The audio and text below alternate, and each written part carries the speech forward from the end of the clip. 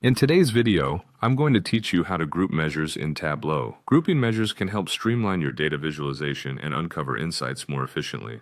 Let's dive into the process step by step. First, ensure you have the Tableau app open. It's the gateway to starting any of your data endeavors. If you haven't yet installed Tableau, you'll need to do so before proceeding, as it's essential for viewing and manipulating your data effectively. Once the app is running, the next thing you'll want to do is access your worksheet. This is where all the magic happens, so make sure it's open and ready. Now you'll want to select the measures you plan to group. It's crucial to have a clear idea of which measures are relevant to your analysis so that you can streamline this process right from the start.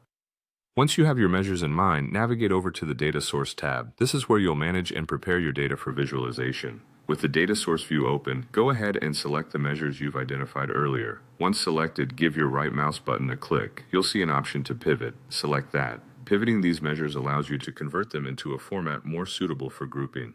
The next step is to rename the pivot groups. Here you can use something like Finance Category and Finance Values.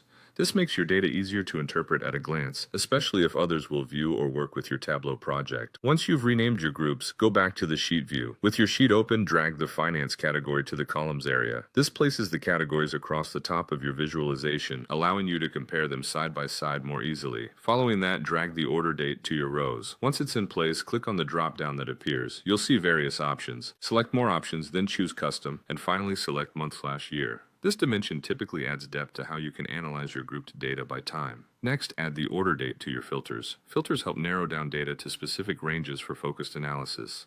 After dragging it to the filters pane, you'll want to select a specific range of dates that is relevant to your analysis. Enter the range for the year or dates you are focusing on. Now drag finance values into your view. This action will populate the visualization with the financial data you're investigating. At this point, your dashboard is starting to take shape and offer insights. Then click on the drop-down arrow beside finance values and opt for creating a calculated field. Naming it something intuitive like finance groupings will help you and others recognize its purpose quickly. After typing in your query for this field, click OK to save it. Finally, drag that calculated field you just created to sit just before your finance category in the columns. This step allows the calculated field to give context and additional meaning to your grouped data, and that's how you can effectively group measures in Tableau. Following these steps will help you create organized, insightful visualizations that can enhance data comprehension and decision making. Keep practicing these techniques to become even more proficient in Tableau.